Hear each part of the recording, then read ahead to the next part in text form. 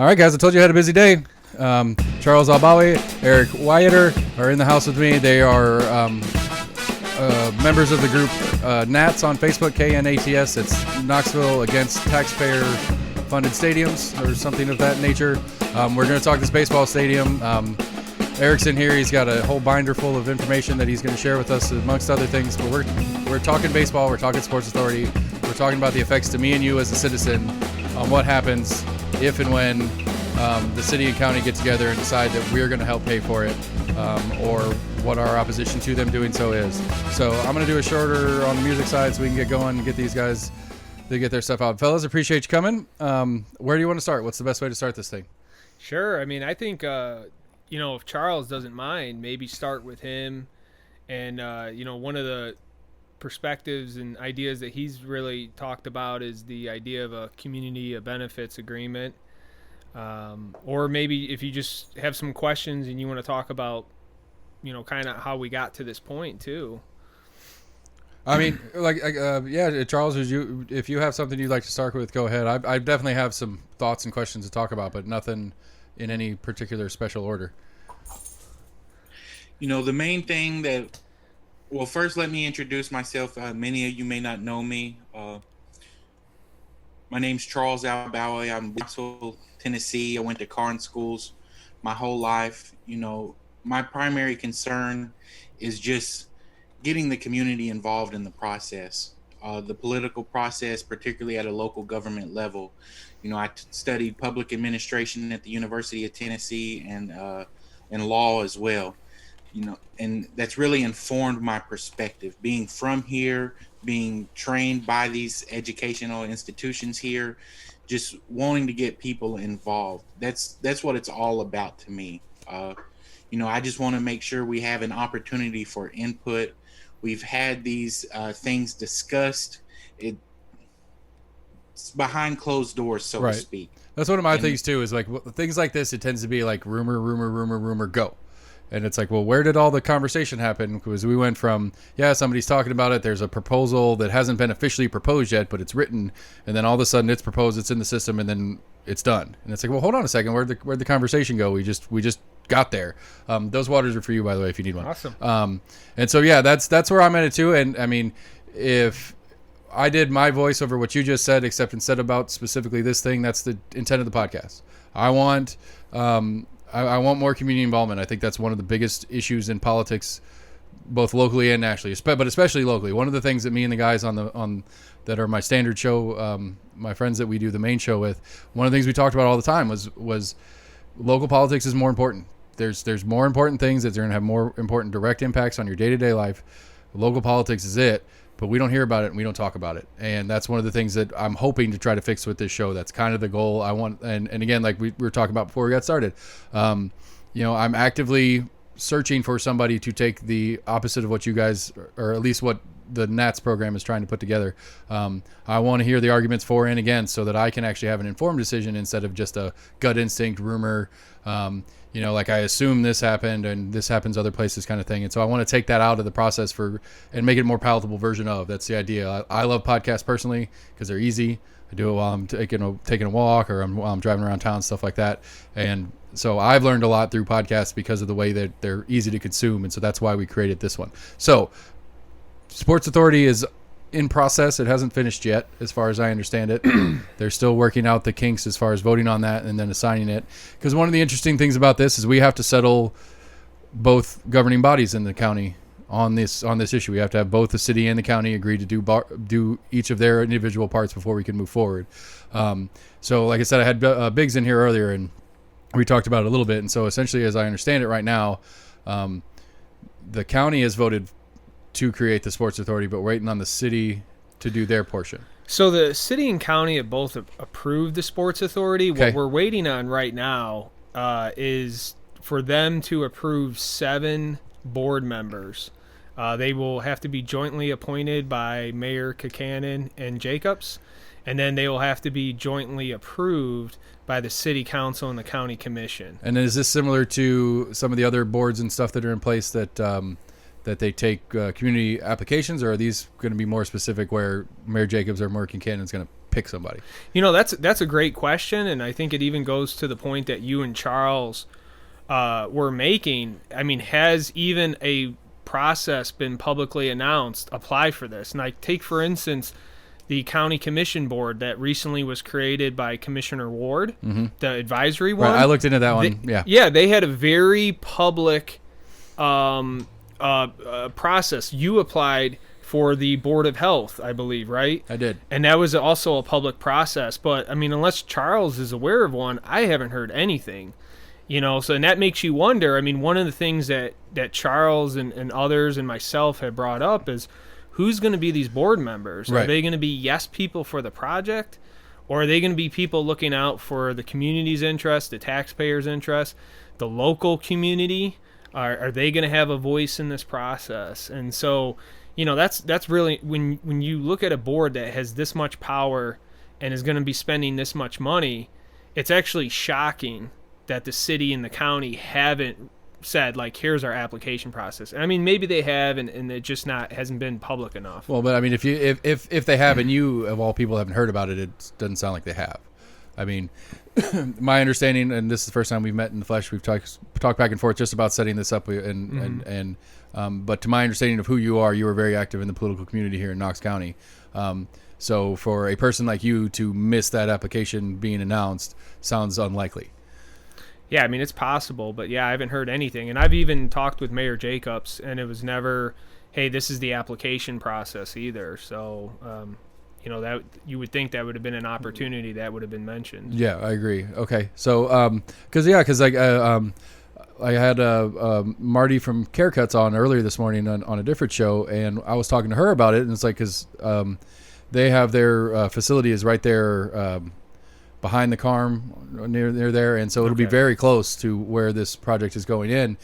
And I was talking about how that's going to affect the homeless community, whether it's going to displace not whether it's a good thing or a bad thing. Well, whether it is a good or bad thing for the homeless community on where they're going to go if they get displaced from there, not displacing them as a whole, because it is a fairly rundown section of town, and gut reaction to it. Like, I guess to get the cards on the table, I want the baseball stadium here. I mean, that's where I'm at personally, but it's really a question of whether you and I are going to pay for it, or Mr. Boyd and the Smokies organization is going to pay for it themselves. And that's where that's where the real conversation is. And so the first one to me, I guess, that comes up is, which I would assume that the Boyd and the Smokies haven't said it out loud. Will they do it anyway? Do they want to be here, or they want the incentive to be here? That's one of the questions that, again, if I'm on the Smoky side of the conversation, I'm not going to say that out loud because I'm showing my hand, and then the county's just going to be like, no, you pay for it yourself. But is that a thing? Because part of it to me feels like, because Boyd is very invested in Knoxville, very invested in Knox County. It seems like he wants to be here and he likes to do his things here. Is that because he has sway to get things to help him do it, or is it because he really likes Knoxville? And it's probably a little bit of both. But would he do it anyway is one of the questions that I have that, again, I understand won't be answered, but that's where my brain goes. It's like, it feels to me like he really just wants to have it here, and we want it to be here. And how do we balance that so that everybody's happy in it? And I think that's the real starting point for where we're going, because I don't think you could find a lot of people that are going to be against having the baseball stadium. It's the how it's getting paid for part, and which is, again, why you guys are here, because that's what we're talking about. I've done a little bit of research. Randy Pace was in here a little bit ago, and we talked about this particular topic, and he's from the New Jersey area, and I think came to New Jersey decades back when he was mayor there, or before he was mayor. I don't remember what the whole story was, but they had a minor league team. They built them a nice, big, beautiful stadium, and that team ended up going bankrupt, and that municipality ended up holding the bag for the cost of that and tore it down, which is, not an impossible outcome and not a desired outcome by probably any party, but it is a possibility. And so I'm from Bridgeview, Illinois, so if you Google Bridgeview, Illinois, Chicago Fire soccer stadium, same exact situation. They built a massive stadium. They promised all this development. No development happened. The only thing that went up in the community was the property taxes dramatically, hundreds of dollars per household. Chicago Fire has just left the stadium. The only team that's still playing there is the Chicago Red Stars, the female soccer team. And, again, they promised all these concerts, and they had very few concerts there. It's really been a bust for that community, and that was a community I'm from, right? Originally. So right, because and again, talking earlier, I met Tim Hill, and he seems to be kind of pro it, and what he threw an example of Oklahoma City out, and apparently they did something similar without even a team necessarily, with an arena, not an outdoor complex, but an indoor complex, and at least his version of the story basically says that's how they got the Thunder. Is Katrina happened, and the Pelicans or whatever from New Orleans kind of temporarily used it while they were rebuilding New Orleans, and then the league, according to him, rewarded them with the Sonics when the Sonics left Seattle. I haven't had the chance to, because that was like 2 hours ago. I haven't had the chance to research that specifically, but it's very easy to see as it's happening and as it's built, and when it's completed, that first year or two being real pretty and being real nice, and like, all right, here it goes. And then it's the long term that's the concern when you're spending this kind of money. Yeah, well, I mean, another thing people got to consider is, so when you build a stadium in a neighborhood, was that neighborhood already on a development path? Was development already happening, right? And so that's another thing I think you need to consider, and when you're talking about these other cities.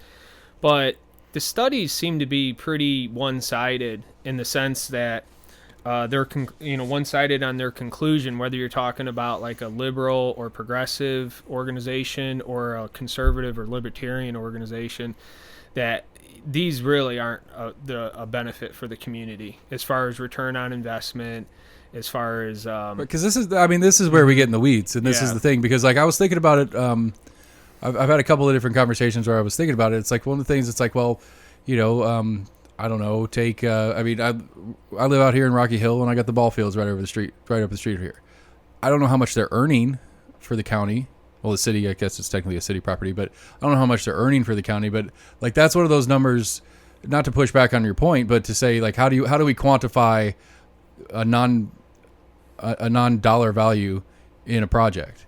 Because parks and I mean, parks in general. I mean, to me, and I lean more libertarian. To me, stuff that the state owns, the royal state, however you want to say it, or the city or the county owns, it gets real wishy-washy on that. Because I mean, in my opinion, they shouldn't own anything. But that's a big deep rabbit hole we don't need to go down. But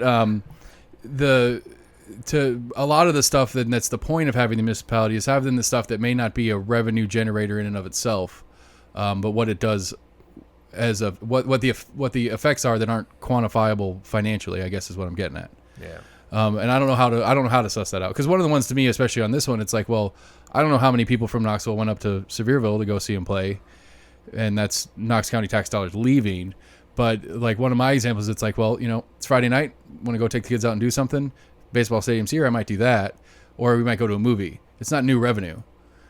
It's the same tax revenue whether I go to a movie or a baseball game. It's probably a little more for a baseball game just because it's more expensive. But as a percentage, I'm spending $50 tonight going out in Knoxville, whether I do it here, there, or anywhere else. It's not a new revenue, and that's another concern as well. Yeah. Charles, do you got anything you want to add? I know you're not in the room with us. I don't want you to feel left out as far as the input goes. I mean, y'all have covered quite a bit. Well, back us up, fill in some gaps that because I ramble and I apologize. And you can interrupt me and I'll try to stop. But yeah, fill anything that we missed. Please fill in. Well, I don't think you've missed anything. What the intangible returns, so to speak. I mean, there's a lot to it. There's a lot to unpack. And then when you get into the tax dollars being generated, whether they were going and spending it in Kodak or whether they were going and spending it on Market Square, I mean, those are things that are rather difficult to quantify.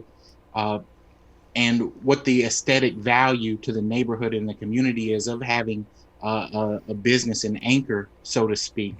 We talk about anchor stores in the malls. Right. I think some of the hope here is that the Smokies baseball stadium will be an anchor for East Knoxville, connected to Old City, connecting it to Market Square. And I'm just not sure about the tourism aspect of it, which is something that needs to be discussed. Right, because it's not like a UT football game where 30,000 people from Alabama come up for the weekend.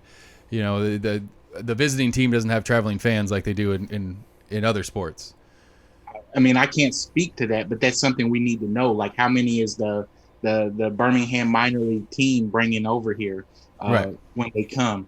The other aspect is just what. Excuse me, I lost track. I do it all the time. Don't worry. I just have concerns about the development that takes place in the community.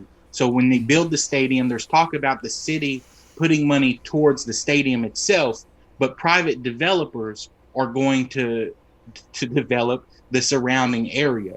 Well, the surrounding area is really what the city and the county need to be prioritizing, not the baseball stadium itself.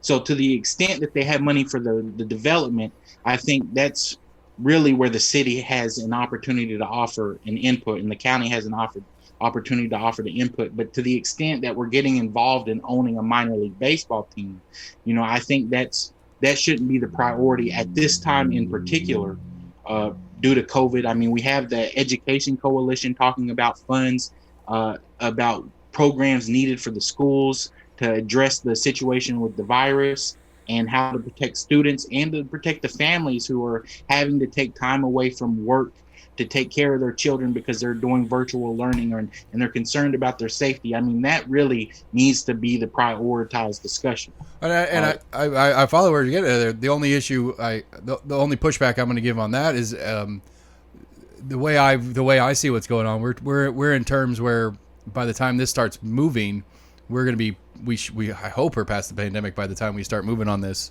in reality. So to say that moving funds there because the funds aren't moving now, I mean, am I making sense? It does, but the reality of the lease, and excuse me, Eric, please feel free to cut me off. The reality of the lease with the Kodak Stadium is it's until 2025, right? I don't know how long they expect it to take to build the stadium. Right, but they got to start fairly soon. I get it. Yeah, I mean, we're 4 years out. Yeah, there's no rush, right? And there's no incentive for us to break the lease, particularly during a pandemic. Like, how are we going to get crowds to fill the stadium? That's an issue. It was already an issue with baseball before COVID hit about filling the stadium. Well, that's why they play 1,000 games a year, because they just have to sell that many tickets. Yeah, I get it. No, I agree with you. I'm just saying, like, because it's one of the things that we've been at this podcast for a year. We accidentally started with the pandemic. It was not intentional at all. And it's one of the things that I've started to enjoy more recently is because we're starting to talk past it. Because, the vaccine's out. There's a light at the end of the tunnel. Maybe we don't know exactly when it is, but we're starting to talk about things that are moving past just pandemic conversations anymore. Other projects that are going on, other things in discussion, new schools being built and stuff like that, instead of just how do we get to next week and have as few people as possible as die. And that is exciting to me because it feels like 2020 went on forever. But yeah, I get what you're saying, and it's the opportunity cost conversation. It's whether spending this money here could be better spent over there. Well, it's about the time that the government is focusing its issue on, right? It's not about the money itself. It's as a government, where our concern is the general safety of the public. Like, should we be talking about a baseball stadium right now? Of course, we need to be thinking for an economic recovery plan.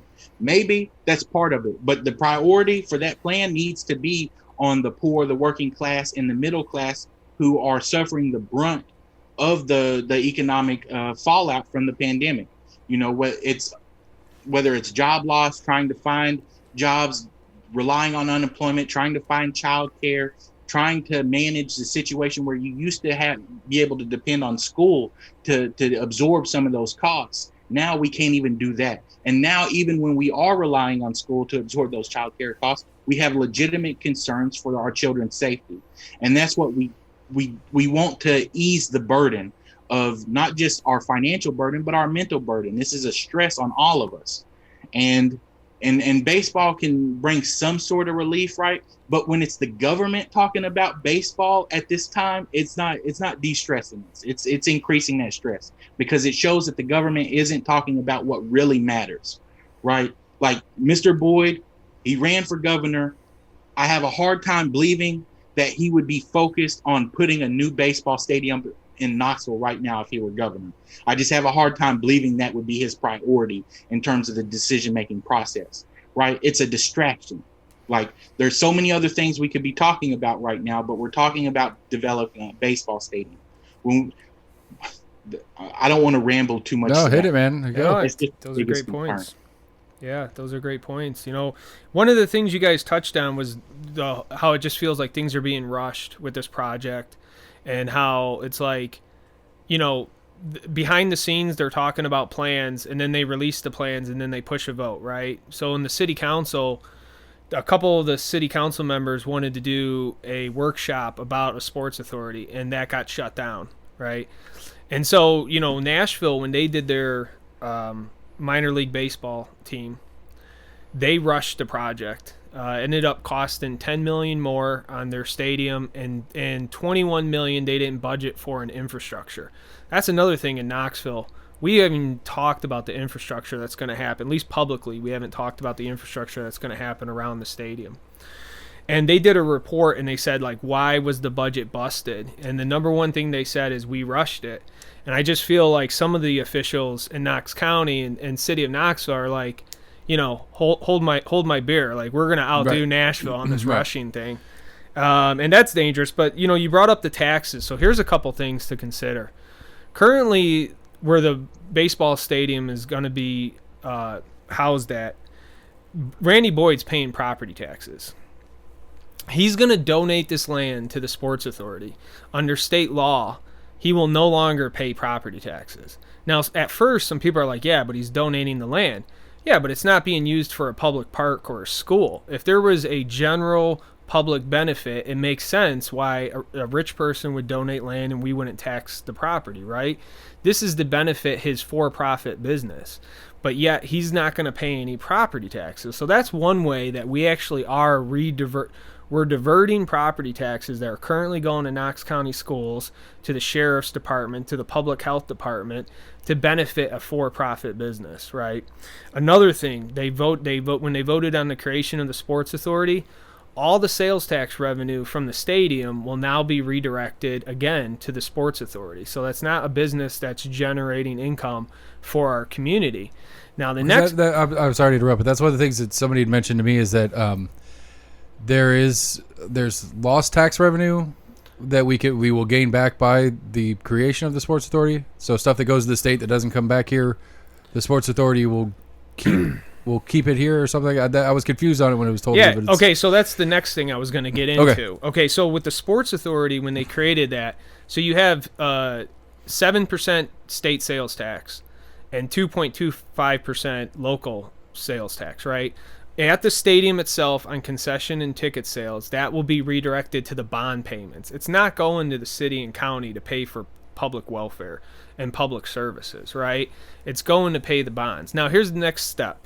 They're going to propose that, as of earlier today, they haven't introduced the legislation yet. They're going to create a special taxing district around the stadium. This is money that's going to redirect the 7% from the state and 2.25% locally to the bonds. So again, this is redirecting more money from Knox County schools, from public health, public safety. All right, so I'm going to interrupt again. I want to make sure I'm following the math right. So, so this new district, when taxes are collected, they're going to go straight to paying off the debt. Yes. And not go into the system and then be split back out like they normally would be. No. Okay. Now, the only thing that's popping in my head and again, I'm not against you guys in this at all. I'm trying to see the whole picture.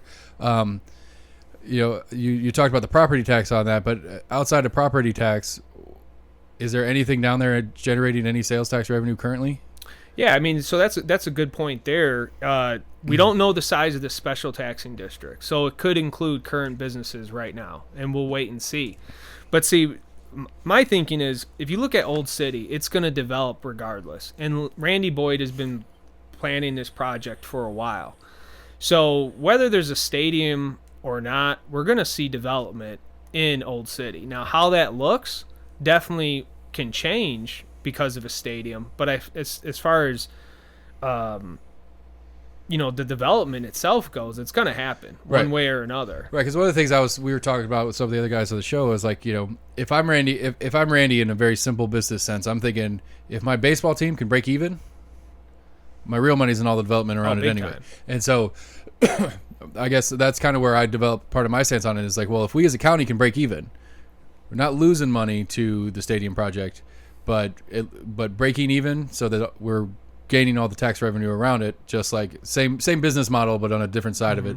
I would be interested in looking at it that way. That's one of the different kind of me mulling around in the ideas. Cause again, it's not bad business practice to not make money on a certain thing, but when that attracts the commerce and the people and the moving around where your other things can make money off of that, then it's a win either way. Well, let me, if I may speak on that specific, like just ask questions about that. So we're talking about breaking even. How long will it take us to break even? How many decades before we're able to pay back the $60 million? And will the building and will the building last that long, or how much more is going to go into it? Will minor league baseball last that long? And then how will that debt impact our ability to finance other more meaningful projects like the schools that we need upkeep? We've got multiple school projects in the works in my district alone. Lonsdale, we have one, and there's at least a couple of others. So like we're taking bonds and spending it on a baseball stadium when it's going to affect our rating when we try to apply for financing for other far more important projects. Right. This is that does bring up one of the things that I'm still confused on. I've been trying to figure this out since I started doing this is the way the school budget is separated from the county budget, and just the way the finances of the school board versus the city and the county budgets. This is where I get really lost because it's one of those things. Because when I really got going, we were in campaign season, and everybody runs on schools. Everybody runs about how they're going to do the next best thing for the schools. And as I'm digging into it, I'm finding out that the commission doesn't have a lot that they get access to as far as helping the school board. The school board runs almost fully independently for most of their stuff. And so I guess what I'm picking up off of you, Charles, at least, is that the county, the county still has a say in major building projects, but not in actual functions of the school. Is that correct? Like day-to-day function the school board does, and as far as like building new schools, actual infrastructure for the school system is county responsibility, or is it still under the same school board budget? Does that make sense? My question is a little bit rambly. I'm not sure. Okay, let me try it. Let me try it again. So the overall school budget is a part of the county budget, right? And it's up for the school board to start like the approval, but ultimately it's the county that has the say in the matter. Okay, because that's my understanding of it, and that may be an overgeneralized reductionist. Right, and that's kind of where I'm at too. And from the way it has been explained to me is that there is a fixed number that comes out of taxes collected that's automatically into the school board's budget. And that the only thing the commission can do is approve or deny the budget. They can't do anything to change it, what it's getting spent on, any of that kind of stuff. And so, again, my understanding of it is it's almost two separate governing bodies.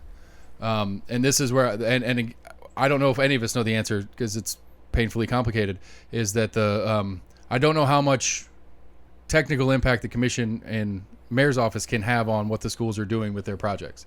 I don't know that, and this is me trying to understand what you're talking about, where we're impacting spending money other ways. I think the bond rating's not going to change. I think the school board budget's attached, so the bond rating's the same, no matter what the school board's doing. But again, if I understand it correctly, the school board moves independently of the commission. And so if the school board's moving independently of the commission, if the commission decides to spend this money on the baseball stadium, it shouldn't affect what the school board's trying to do, except for the bond rating part. So my point really wasn't to schools specifically. It was just an example of infrastructural needs in the community, right? There's clear needs for school upkeep, and but whether it's whatever the infrastructural need is that the city needs financing, whether it's the public safety center, whether it's dealing with the convention center and upkeeping it, whether it's trying to do a new science center, or whether it's working on rural high school and deciding what we're doing with that, or so many other areas that we have just sitting here, just vacant or just in need of development. When we're focused on helping one single private developer, when we already have property that needs to be focused on and prioritized, then how does that impact our long-term vision for our budget? Which ultimately, anytime we issue debt, especially this large amount, it's going to impact our ability to work on that long-term vision for the county and the city. So it wasn't specifically focused on schools in general, but that's just an example. Like for the vision, the county officials and the city officials need to have a vision for how they work with the school board and how they can help our families and how our children, because those children turn into citizens, right? They turn into voters. Like it's pretty clear why we would want them to be informed and to be taken care of. Right, I agree. I fully agree. And as I was as I was learning about what I was just trying to explain, is again going to the lack of coverage locally about the different stuff that we have going on. I don't think people in general in Knox County realize the authority that the school board actually has and how little interest those school board races get. That's an aside to what we were talking about, but that's just one of those things that as I was starting to understand that point. But no, I do get what you're saying. It's not necessarily about the schools. It's about other stuff that this municipality should be focused on, as opposed to building a baseball stadium for a guy. Yeah. Okay. And it's a huge subsidy. To Charles' point about issuing debt, again, I just go back to the point that we are redirecting all this property and sales tax to a for-profit business instead of focusing on our community needs. And I think if anyone tells you otherwise, I think it's spin. It's a shell game. Right. The spin is that sure, this all goes there, but the total tax revenue will go up because of the new business and stuff like that. I mean, you look at just the stadium alone, that now his for-profit business doesn't have to pay property taxes. Think about the property taxes on a $65 million stadium plus the value of the land. I mean, like, just listen to the discussion they had recently about the AJ building downtown and what the property taxes would potentially be after the building's renovated. If you were to do an estimate based on their discussion that they had at a county commission meeting, you'd be looking at $1 million a year for the stadium. That's serious money that could go to Knox County schools, and it will be a complete hidden subsidy for a for-profit business on top of the bond payments that we're already going to make. And to go back to another point, the original point you guys talked about with this being a rush project. You think about any other county project where you're talking about schools or even a private business. Like the private business out west, the soccer facility with the hotels that Maddox is doing. Mm-hmm. It's like a $50 million project, I think, maybe 45 million. He went out and got an independent feasibility study, And you would think with the county that we would go out and if we're going to spend $80 million on infrastructure plus the stadium, you would think we would go out and do a feasibility study before anything. They haven't. I mean, that's just complete insanity. It's reckless. This is $80 million of taxpayer money, and they haven't even done a feasibility study to determine, is this what the community actually needs? Is this the best location? Is the size of the project best for our community? Is the cost the best for our community? I mean, none of this has been done. And again, it goes back to just this whole rush, behind the scenes process that they've been doing so far. Yeah, and I am 100% on board with the transparency needs to be a priority in this conversation. Speed is an issue. I follow what you're saying on that for sure. But I mean, yeah, and again, just like I was joking at the beginning, like this idea of like rumor, go.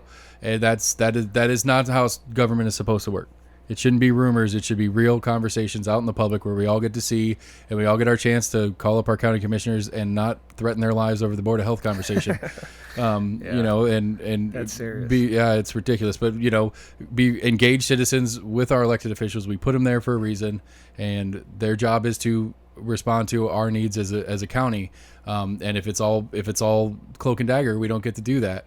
Because again, like I had Biggs in here earlier, and his whole thing is we don't have anything really other than a shell of an idea to talk about. There's nothing's put in there. There is no proposal on the table with the numbers or anything yet. And it's like, well, when are we going to do that?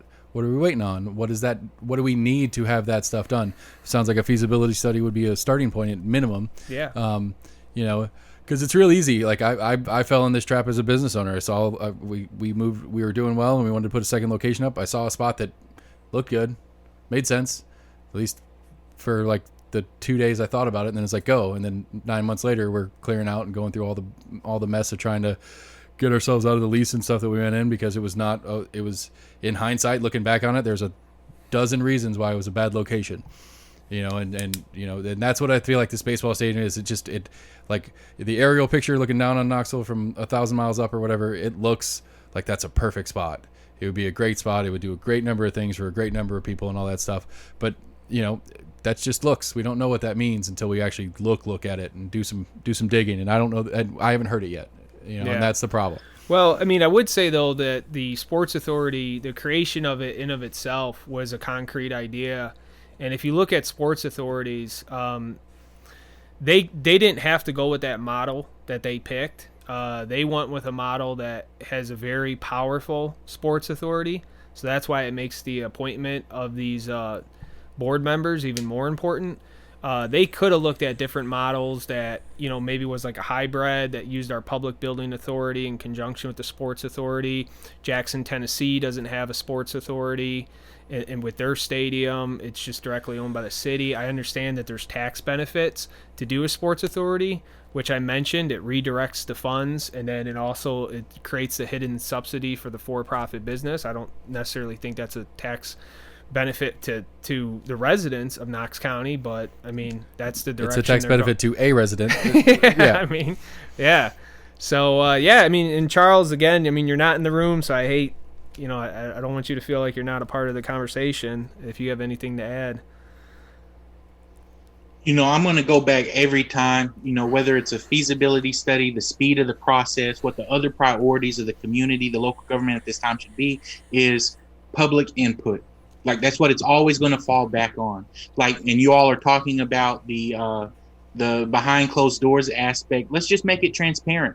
Like, transparency can prevent so many problems from happening, right? Because people don't feel left out of the conversation, right? That's all they want. They want to feel heard, and if we can give them that, then we can change the whole game. Exactly. You don't have to have idiots like me being the ones to try to put it out in the public. You actually have people that know what they're doing, that actually have all the information that can be provided, instead of me just grasping at straws and pulling people off of Facebook to come tell me what to do about this. Because I don't know. It's one of those, like, it'd be interesting, on an aside on this, it'd be interesting to go back and see when this started. Not this particular project, but when this idea of the publicly funded assistance to a sports team or something like that, and where it started and how that looked originally. Because I got to guess that it's probably not very neat or pretty.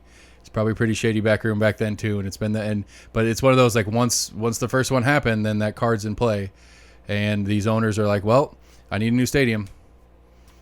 Who wants to buy me one? And then I'll go there. And what's even worse is they'll hold cities hostage. Right. Because once you have the stadium, I mean, what else are you going to use it for? Right. We're not going to use it for a warehouse or a business office. It's a stadium. Yeah. I mean, I was thinking about some of the cool stuff they could do with it outside of it. Obviously concerts and stuff, but like I think we could we could host like state tournaments for college or high school ball. Like stuff like, there's other stuff that could be due, but not enough to offset the cost for sure.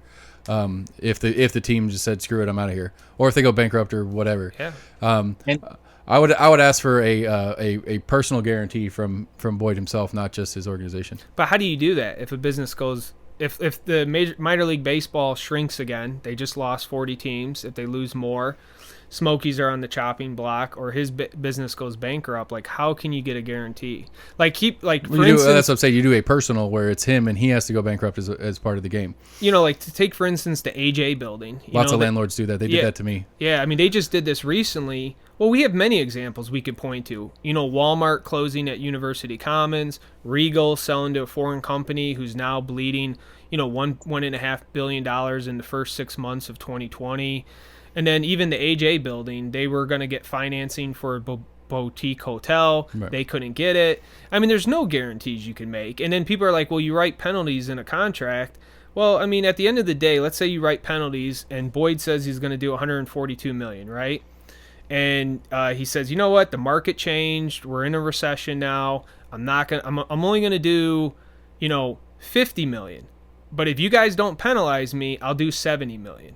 You know what I mean? I mean, there's things Right. that could be renegotiated. And then for him specifically, you have this weird one where he's the president of the university. Yeah. And what influence can he swing from the university side to get what he wants on the private side? And that bothers me a lot. Yeah. That specific, because I already have complaints about how much involvement the UT has in what we do as a city and a county, and I don't. And now they get to play, or at least Boyd gets to play it twice. Whether he's doing it or not, I don't know. I haven't talked to the man, but the idea that one man has both a huge private interest in this in our area, as well as the huge public interest in what he's doing with the university, and he can swing both those hammers at us if he wants to. That I don't know when that clicked to me. That freaks me out. It really bothers me because, again, like I said, I already have issues with how much swing the UT has in and of itself with city and county decisions, because I think we should have built a new Civic 15 years ago, and I'm pretty sure UT talked us out of that. But anyway, Charles, you're getting ready to say something when I started ranting.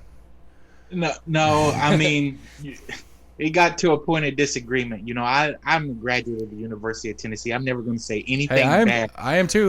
About that university and its role in community affairs. I think it is the anchor of why Knoxville is what it is. All right, I'll put it to you this way. You can't see it because the camera's not facing me, but over my shoulder I have my $80 bought some land in Scotland, so I'm a fake lord or whatever thing. I could have my not diploma. What do you get from university? I forgot. My degree. I could have my degree from UT hanging up there, but I have my $80 fake lordship instead.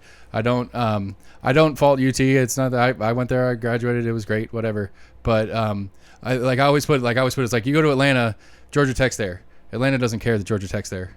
Georgia Tech's happy to be there. Atlanta's happy they're there. But at the end of the day, Atlanta and Knoxville are not even close. I agree, but Knoxville doesn't need Vanderbilt, but Knoxville and Knox County need UT. But there's no doubt in my mind about that. That's 30,000 students every year. Right, and they're what, the number 2 employer in the county. Well, they're one. They're one of the top. I agree that they are a huge part of our community, functionally. But politically is where I get upset. It sounds like what you're saying, though, is the concentration of power and influence that one person can have in the community. Is that the direction you're going? That was the beginning of it, yeah. Okay. But then we were arguing about UT. But yeah, but I mean the UT, like the UT thing to me, it's like, at what point is the university holding us back from the growth that we want as a community, versus what they want as a university? And that's what I feel like in my personal career and history and involvement as a student. And I worked down on campus for a long time and all that different stuff. Like, I mean, it's clear to me what they did to the Strip was the university wanting to pretty up their front door and kill the bar scene down there, and they succeeded in both. I don't know when the last time you guys have been down on the Strip right in front of campus. It's awful, especially looking at it in student eyes. You got a McDonald's and a Taco Bell, and then just a bunch of box buildings that are really boring and there's no character to it. And like when I worked down there, it was still a Charlie's. That's been dead for 10 years, even though Tin Roof went in there for a little bit. Friends with the guys that own the liquor store, and they're on a month-to-month. The guy that owns that property is waiting for somebody to make an offer so he can build another one of those boxes that are everywhere else. And so in the next 5-10 years, that's all the Strip's going to be, those boxes and boxes and boxes, and no nightlife for the student. That's fine. That's what UT wants. But that's not UT. That is City of Knoxville. The UT's swinging around and saying, no, this is what we want next door. And that kind of stuff, at what point are they holding us back from the growth that we want as a community, not what they want as a university? Because, I mean, again, not to go way down on a tangent, but I think part of the Board of Health stuff that's going on was the UT influencing, trying to control the bars on the Strip to try to control their students from going out and spreading the virus around. I think I'd be hard pressed to believe that a lot of that wasn't focused on students. Because a lot of people go out after 10, but the probably the number one demographic of kids or of people that go out to the bars after 10 o'clock are kids, are UT students, are college age kids that live that lifestyle. And that it's hard for me. I'm sorry, I got my tinfoil hat on there, get a little conspiratorial. It's an interesting perspective. I mean, it'd be hard for me to not believe at least they gave an elbow nudge and hey, help us out here kind of thing. If not, maybe sterner than that with the ability they have. Yeah. Well, back on the stadium, so good transition because I got way off. As far as next steps go, and maybe Charles would have something to add to this, I do think there's concrete things the county and the city can be doing with their next steps. One, only looking at board members for the Sports Authority who are going to be taxpayer watchdogs, are looking out for the community's interests, specifically the people who, also you want people on there who are right in that community, right? East Knoxville. Another thing is the feasibility study needs to happen. The conversation so far has been about a 30-year bond. I think realistically they should be looking at a 20-year bond. You already had Randy Boyd want to leave or break his lease early. And with the contraction that we just had in minor league baseball, and there's no way we can predict what's going to happen in the future, whether we're talking about the economy, COVID, or minor league baseball, we need to be looking at a much more fiscally responsible idea of a 20-year bond. And those are some concrete steps they can take right now. Okay. Yeah, and figure out a way to get it, I don't know, build a website or something. Get something where everybody gets the information, where we can all get it, and it could be a contact point. But again, I totally follow where Charles is coming from, because you and I go on tangents that he doesn't care about, because basically he's saying we got better stuff to spend our money, and we don't need, we actually not even spend our money on. We got better stuff to talk about right now. Well, I agree with Charles on that. I mean, him and I have had conversations about that, and I absolutely agree. I mean, you look at, even from a libertarian perspective, you look at the core function of what government is. Baseball stadium is literally not even in the stadium. It's not. It shouldn't be even discussed. But the fact it is, come on. The only reason we're even discussing this is because who the owner of the Smokies is. If it was another owner, there might be some discussion, but there wouldn't be as much excitement about the project. Right. There wouldn't be as much but I think eagerness to rush it. Right, but I think that I think I agree with you, and I think part of that's some of the behind the scenes stuff that happens. But I think part of that is that he is a face of this community. Like I think there's an automatic trust from at least the people that pay attention. There's an automatic trust when Boyd's involved, because he is so firmly planted in Knoxville. Which again goes back to my first question. Just do it anyway. You're going to do it anyway. Just go out and go ahead and say it and be like, let us as the city county help. We'll help. But let's be reasonable about it and not foot the whole bill, and don't put us in jeopardy because you don't want to put yourself in. And again, the libertarians just build your own stadium, do whatever you want. I don't care. You own the land. Put a giant Christmas tree on it. And that's another thing. All of our conversations are based on fairly optimistic projections, right? What happens if this just fails? Right. That's even a bigger financial problem, and it makes a lot of the points Charles brought up even worse. You just redirected all this money, you bonded all this money, and then now you just have a sitting empty baseball stadium. Right. That you can't just repurpose for anything useful on the short term. Again, you could, it's a nice sitting lawn, maybe, whatever. But no, it's nothing of real value. I get what you're saying. Charles, you're saying something? It's about what that community wants, particularly East Knoxville. It's due for infrastructural investments. It's due for an opportunity to have an input in what its community looks like and what can be done to improve it. Mr. Boyd can build the stadium there. He's got the money, he's got that, but it would still be wise. It would be an astute move to still reach out to the local community leaders and say, hey guys, I'm interested in putting this stadium here, and I would like some community buy-in for my project. So what do you think this community can use and benefit from around the stadium that's not just going to draw people into the baseball team, but into this area, right? How can we help your quality of life improve? How can we generate sustainable economic growth, right, through increase over time in the value of your homes, while at the same time we're increasing the value of the homes. We're doing it in a way that prevents gentrification by working with the county and the city on homeowners programs, on homemakers programs, on facade improvement programs to help people on grants and no interest loans to be able to help them keep and maintain their homes in that area.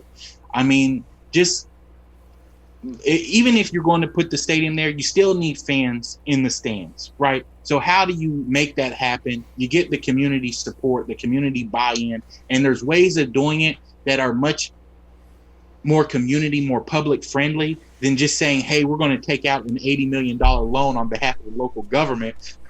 Instead, we're just, there's other ways of doing it. Right, I get what you're saying, and it goes back. We've said it a handful of times. It's a transparency issue. It's a regardless of whether it's a funded thing or not.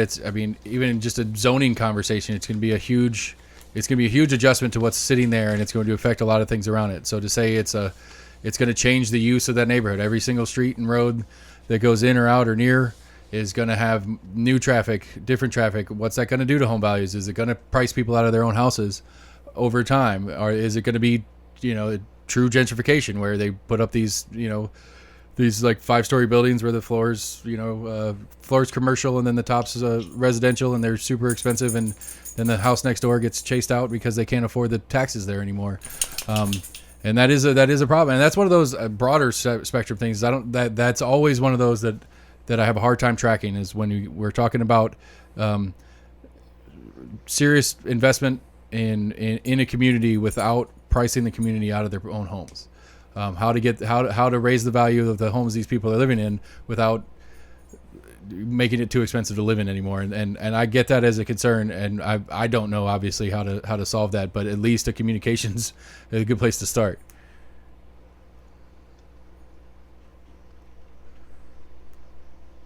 So what else do you guys want to talk about?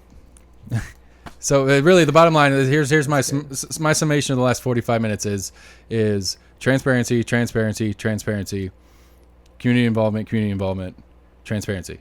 I'd throw in financial responsibility in there too, just one at least. All right, but I think I got to say, my assumption in the transparency, we're going to be talking money, we're going to be talking what.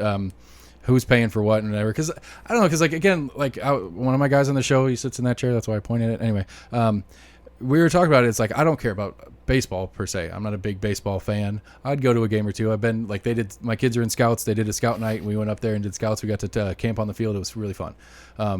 But I wouldn't necessarily go to a baseball game regularly. But I can't remember what the math was, and it's all estimate numbers anyway. But I was joking about it with my buddy, and I was like, for $30 a year, would you throw $30 a year in a hat to have access to a baseball stadium here in Knoxville? He's like, I don't know.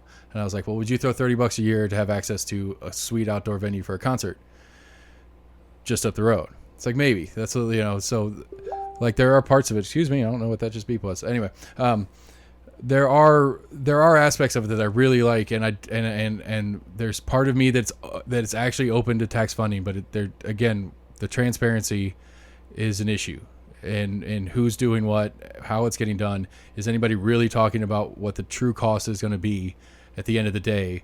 If worst case scenario, what's happening? And I don't think it's all the rosy image like you were saying. It's all, this is the perfect set of circumstances. Well, it's not going to be perfect. What's a high, medium, low expectation here? And I don't know that anybody's talking that part either.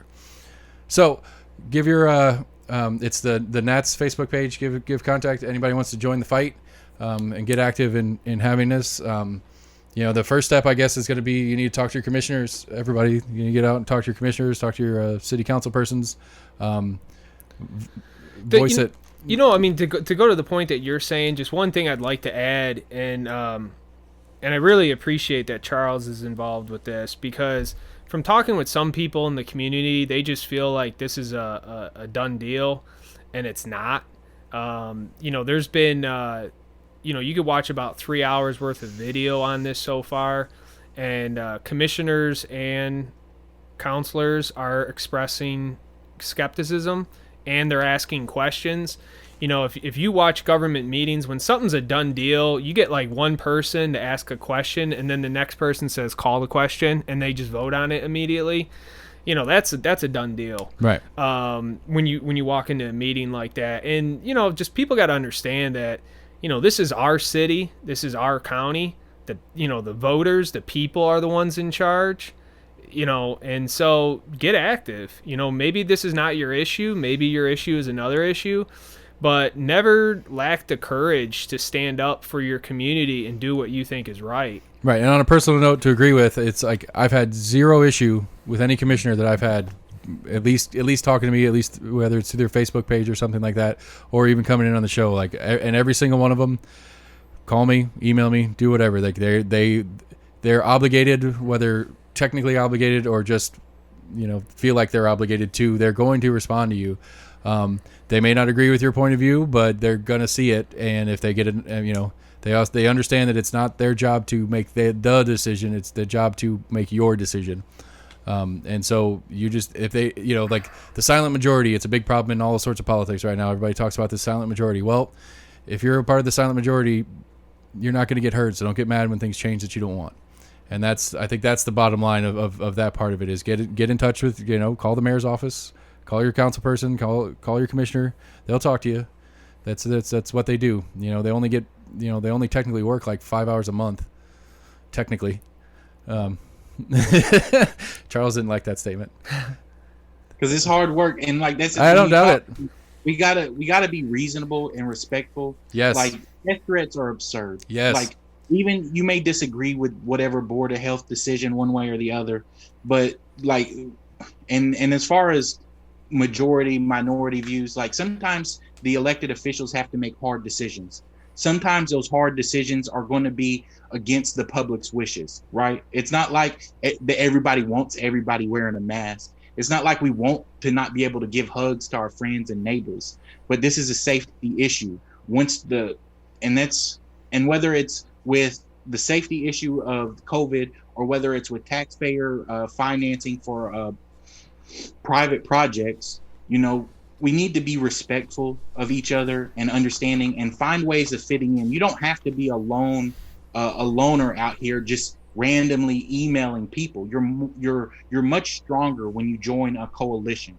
So whether it's the education coalition for addressing the COVID's impact in schools, or whether it's Knats on addressing the issue of publicly financing a stadium, or whether it's Rescue and Restoration for addressing the needs of the Black community in Knoxville, like you can be a part of a larger voice, right? And that's what, when I do my work with CCM, and I'm here speaking as on my personal capacity right now, not for CCM, but it's these type of movements that allow us to be much more effective in communicating not just our own opinions, but how to work through our disagreements with one another in an effective manner. Right. Like that's really what we want. We want to come to the best decision possible. We don't want it to be our decision, right? Like my personal decision. I want the best decision for Knoxville. I want to make the most of it. Right. And when go ahead.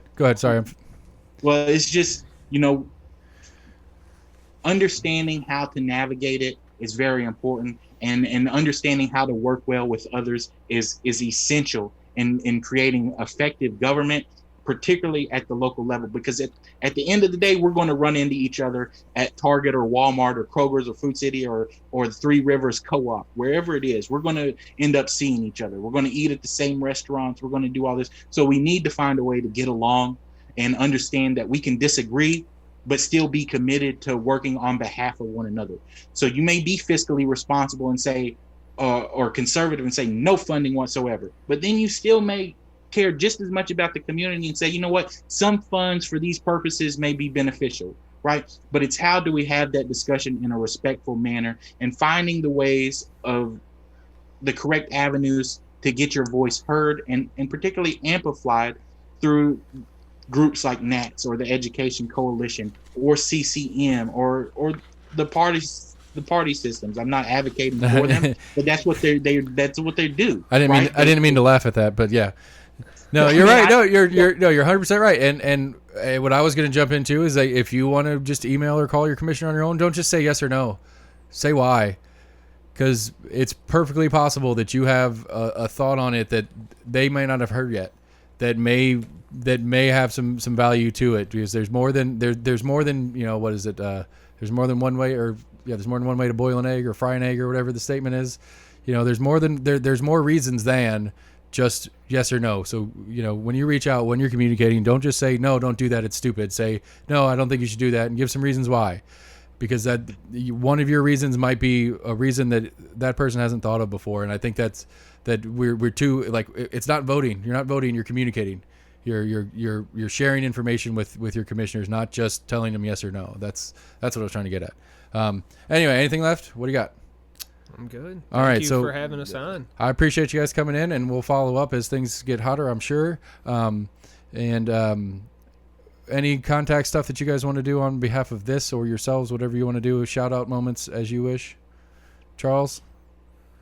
I mean, look at the Knats Facebook page. We'll have more information about community meetings coming up, ways of using this coalition to bring a voice to the larger community. I mean, that's our goal in all this, is just getting your voice heard.